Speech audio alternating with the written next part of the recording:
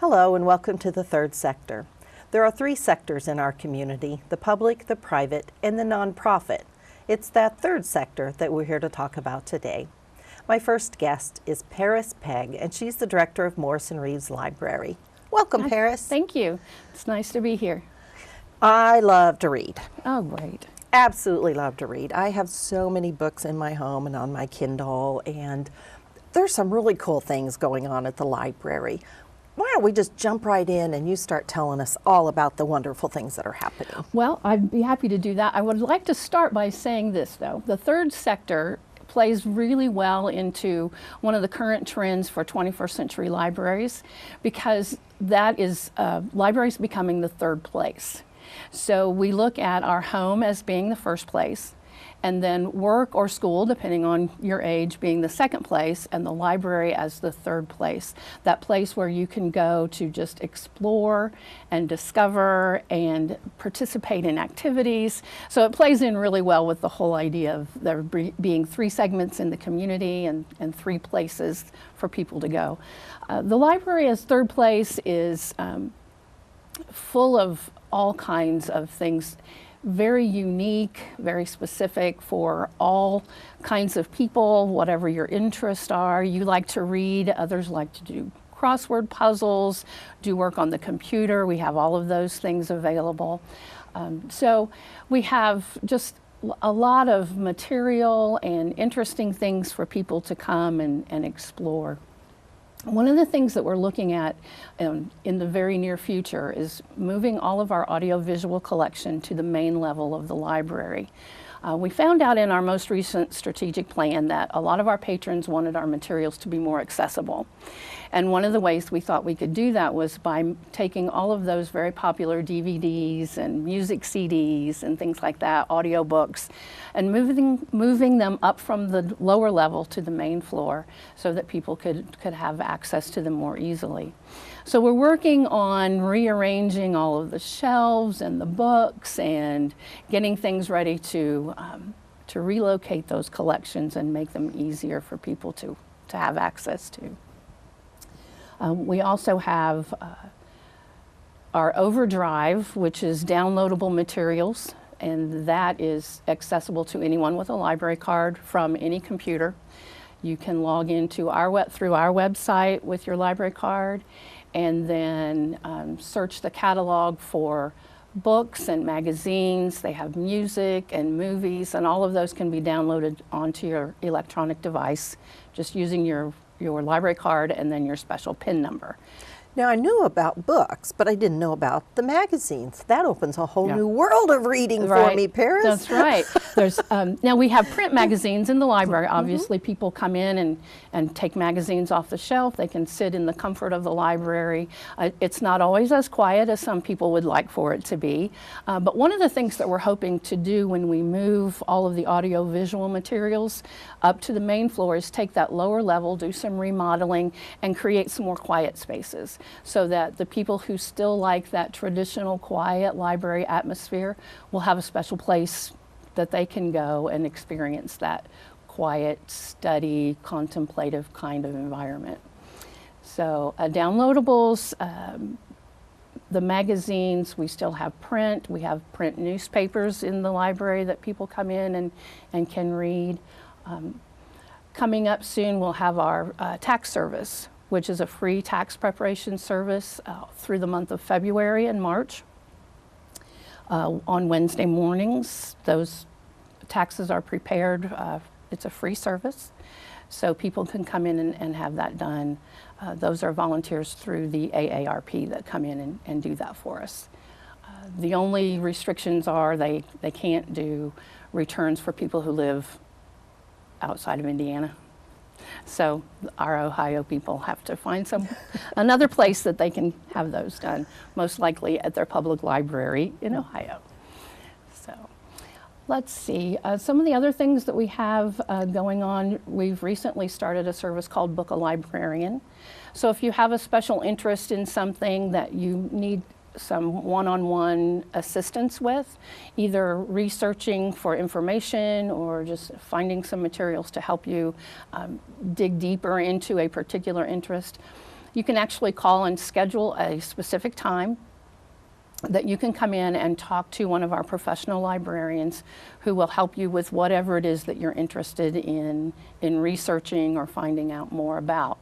Now, those people are on staff, so they're obviously available anytime the library is open, that you can just drop by if you have a few minutes. But if it's something that's going to take a little bit longer and you want some dedicated one-on-one assistance, then Book a Librarian is probably the service that you'd want to try and reserve or register for. That would have been very handy when I was finishing my master's degree and we were looking at, 17th century literature and all kinds of things. That would have been great then. Right, we do have that. We also have a service called Interlibrary Loan, where if you come into the library and are looking for a specific title or a title in a specific format, whether it's a book or audio book, a downloadable, that we don't have in our collection, we have resources where we can search and reach out to other libraries, not only in Indiana, but across the United States. So if you're looking for maybe something that's a little more obscure, that a lot of people don't have in their collection, we can reach out to other libraries and request those titles and have them sent to Morrison-Reeves Library for our patrons, and then they can pick them up and check them out as if they were from our own collection. There's usually the same restrictions as far as loan periods. You have to bring them back on time so that you don't get fines. If you lose them, then you have to pay for them, that kind of thing. But for those hard to find titles, we do have that interlibrary loan service that we can request those from other places. That's really nice to know about that because, again, referring to my master's program, you can't have every book that I need for every subject that I'm studying. So that's a really great service, and it's good to know about that. Right. We do have another service once a month, generally, I'm going to say the third Wednesday, but you can double check my information on our website because I don't always have it exactly right. But it's usually the third or fourth Wednesday of the month. We offer a free legal aid service in the afternoons. People can just come in and sign up to talk to an attorney. It is a free service, and they can give you some guidance on legal matters or legal questions that you have. Again, it's a free service offered by the library through the Whitewater Valley Pro Bono service of attorneys that give legal aid. So I'm trying to think of what other exciting things we have going on. Well, I was going to ask what's happening with the children's department and the teens department. I know there's some things going on there. We do have some really exciting things going on. We've made a transition from our children's services department. Our longtime department manager retired the end of 2016, so we have a brand new department manager, and we've actually combined our teen services with our children's services and created a youth services department. So that department will now focus on providing programs and materials for all ages from birth through 18. It just makes that transition a little easier as we get children who come in for our story times, which we still offer several of those each week for different age levels. Then as they get a little bit older, we offer STEAM programs. So each week we focus on a different science, technology, engineering, art, and music. Part of that program was made possible by a donation from a local businessman to purchase a Legos set, and we used those to help kids learn those skills of engineering and creating things, and so we're very fortunate and very thankful that we have community partners like that help us out with those things. But then the population, those children grow from our story times to our STEAM activities, then into teen activities, and we have a brand new teen space that's just fabulous.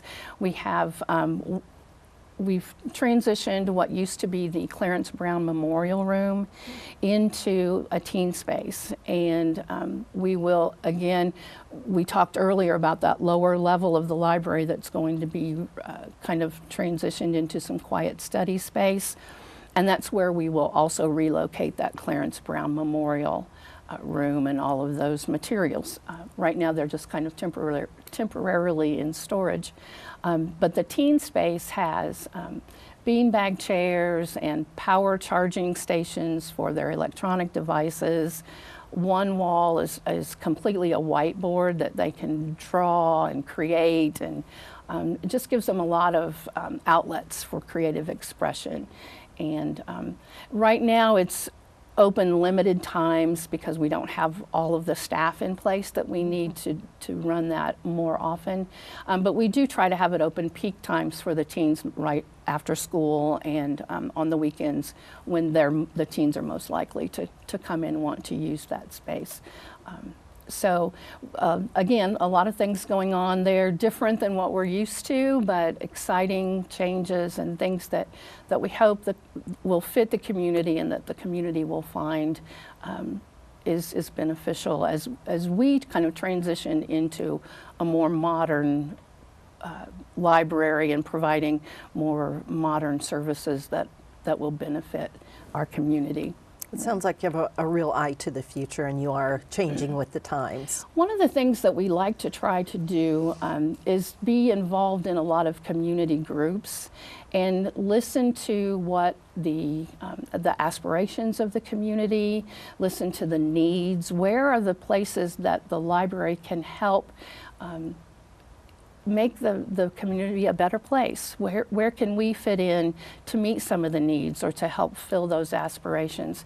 So 2017 will be a year that we do planning. We've just completed a strategic plan that was a 3-year plan. So we're moving forward into a new plan, looking back at the one that we had.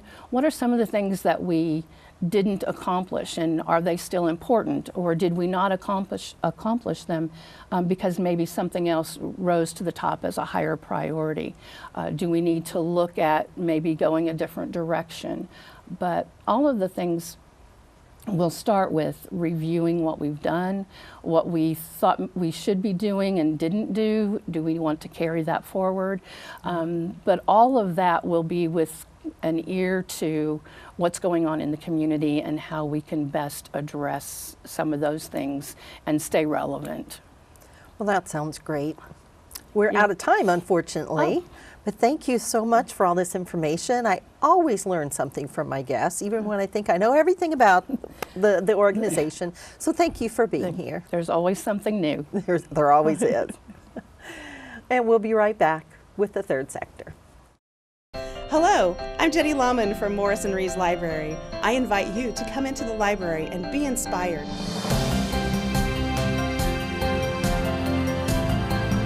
Discover our many programs and services. Join us for a story time. Explore your family's history. Come in and select materials from our books, music, movies, and more. We have an exceptional staff ready to serve you. So come on in and be inspired at MRL.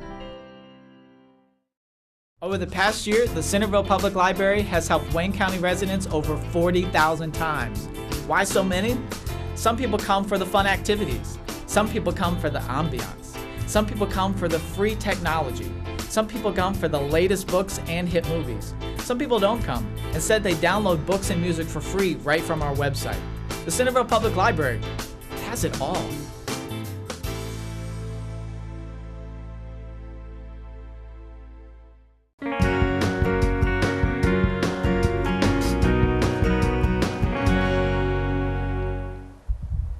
Welcome back to the third sector. I have guests with me now from Centerville Library, Carol and Lori. Welcome to the show. Thank you.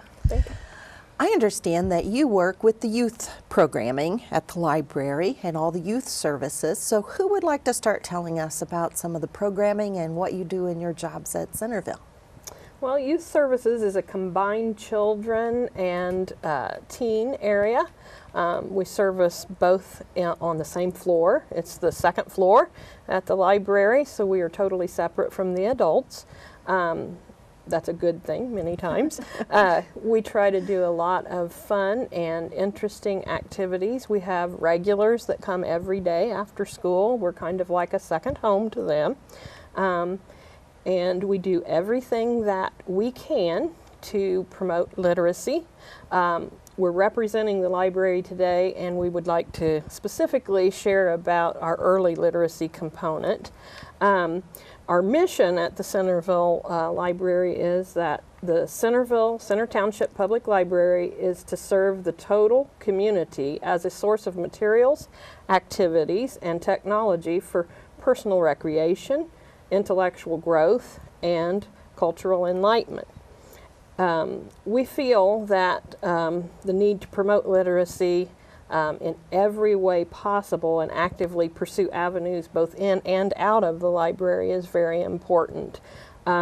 We are competing with a lot of other things, but literacy is very important. It'll never cease to exist to be relevant. A lot of people feel that with the technology advancements that we've made, that libraries are perhaps going to become dinosaurs and become extinct. That's very far from the truth. They are, however, adapting and changing and providing some of the same services that they always have provided, but we are becoming more of a social center in some aspects. And so we provide a place for people to meet, to participate in clubs. We continue to provide the print services, books, magazines, newspapers, but we also provide a lot of other things. We provide now access to digital resources, computer access, Wi-Fi, internet access. We are the social equalizer, so to speak. And the best part of it is that it's free access provided by the taxpayers. A lot of times people forget that we're there, but we are one of the hidden gems of our community.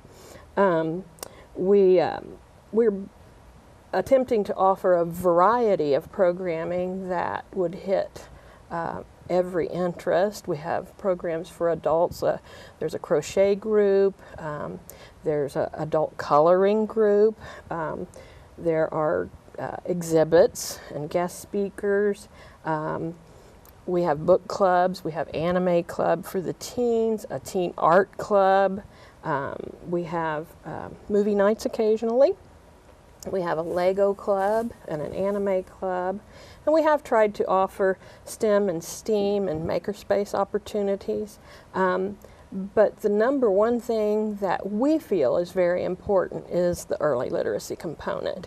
As I said, we are competing with a lot of things, but if we can develop the love of reading at a very early age, that carries over, and it will take a toddler, a baby into a toddler into a child into an adult who knows how to do what is necessary to succeed in life.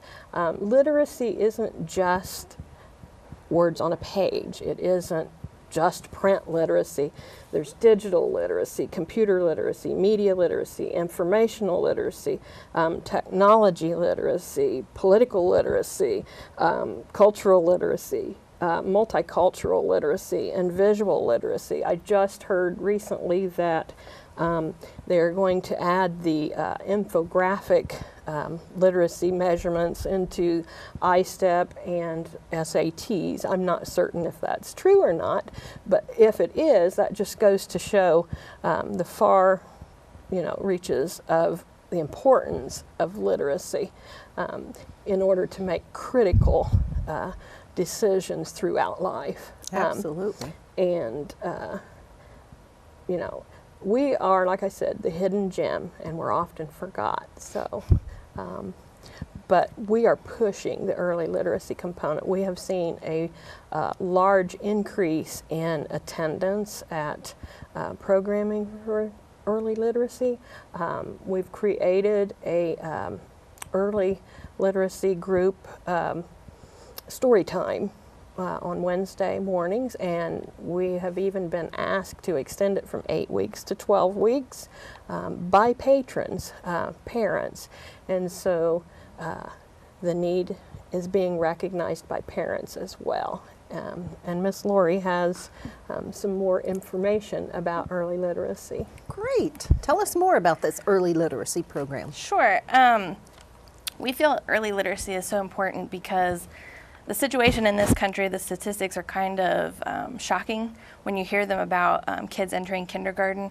Actually, over a third of kids entering kindergarten aren't ready for school. They're not ready to learn at all. They have none of the basic literacy and language skills that they need in order to succeed. And so from day one in kindergarten, they're already behind the rest of their classmates. And children who start kindergarten behind generally stay behind. And then school is a chore the entire time. It leads to dropout in many cases, and that affects their whole life. So, you know, it's easy to think, oh, there's plenty of time, but really when you look at all the statistics, dropout, you know, prison rates, things like that, it's all tied back to these early literacy skills. And I don't think a lot of parents realize that, or they just, you know, they think they have more time. But really a parent is their child's first teacher. And so that's what we want to encourage them. We want to help them understand how important it is to start early, and we want to be a resource to help them do that. There was an important study done just this past summer from a nonprofit organization, 0 to 3, that talked to a lot of parents, and they found that nearly half of parents think that reading is important but doesn't really have any long-term benefits until a child's about 2 years old or older. And really those benefits start at 6 months. So there is a gap in understanding that, and I know I talk to parents that it doesn't necessarily come natural to them to read to a baby like it would with an older child, or especially a toddler that's running around and squirmy, and so they think, well, I'll put it off, you know, until they show interest. But really they need to be starting right away. And so by coming to our story times and things like that, they can actually see how we do it, we model it. So it's more than just the story time in and of itself. They actually learn skills that they can take home. So that was why we started the early literacy story time. We always had a preschool story time, but just in the last couple of years, we started a specific story time for babies and toddlers, and I run that story time. And it's great, like I said, because it's such a learning experience. And people think, you know, well, my baby's not going to sit and listen to a bunch of books, but when you come to our story time, it's half an hour long. I only use one book in that story time, usually a board book or a short picture book. And it's very interactive. We'll do animal sounds and actions and things like that. And that teaches parents that, you know, you play with books, you know, as much as you're reading them at that age. And then we fill the time with a lot of singing and rhymes that they learn. We repeat them week to week. They learn them. They keep doing them at home. And singing is such a good tool for developing those early literacy and language skills. And it's so fun to hear them come back and say, you know, their child is singing them at home and things like that. So, and then we have half of it's playtime, because children learn through playing. So it's different than what people often expect, but then once they see it and they come to story time and they get comfortable with it, they're more likely to continue those practices at home. It's not just sitting down, being quiet, and Right. sitting still. I have 2 young grandsons. It's about bringing that book to life. Exactly. Just as you said, through that interaction and showing them. If a parent doesn't know how to do that, modeling that Exactly. behavior is very important to them. Yeah, so we feel that is such an important program, and like Carol said, we've seen it grow. Like I said, we didn't have the program, started out kind of small, week after week, it kept growing, and now that's one of our most highly attended programs. So people have been very receptive to it. Of course, we want more people to come because we want to reach as many families as possible, but it's been very successful and encouraging. Neat. We've got about 3 minutes left. So if folks are interested in this program, how do they get their children involved? Well, we don't actually require any registration for most of our programs, so they can always just stop in. They can always call and ask for more information, but they can just show up. It's a drop-in program. We will be starting our story times again on February 1st, actually. It's a Wednesday, and that'll run for 12 weeks, every Wednesday morning. The one for 0 to 2 starts at 11:30. Is it 11 or 11:30? 11:30. And then we follow that. There's about a 15-minute break in between, and then we have our preschool story time, which is great for parents who have children in both ages. They can stay for both. Sure. And we're very flexible about siblings being in both sessions as well. So Do they need a library card to participate? They do not. Of course, we encourage them to get one if they can so that they can check out Sure. books, but they can come to our story times without a library card. Okay. I'm sure the information is appearing on the screen as we talk, but share with them the phone number that they can call if they want to get more information or verify the dates. What's the phone number, and then the Facebook or email or website address? The telephone number is 765-855-5223. That was a trick question. Sorry about that. And then you can locate us at centervillelibrary.info. You can email us at read@centervillelibrary.info. And you can also find us on Facebook. Search Centerville Library, it should come up. Okay. Yes, and we have Facebook, Centerville lots Library. of photographic evidence of the fun, and just we enjoy spending time with our patrons, the children, and it would be interesting to note that of the programming that is most successful, it does involve those young readers, because once they learn to drive and can go elsewhere, they do. But we also have started going to those who don't come to us. We're in the school, we have preschools that we go to, and we are, like I said, the hidden gem. So come check us out. Right. Well, thank you for being here today and sharing with us about the youth programming. Sounds like some great things are happening in Centerville. So we look forward to hearing more about your programs and incoming shows. Well, thanks for having us. Yes. You're welcome. And thank you for joining us today on The Third Sector.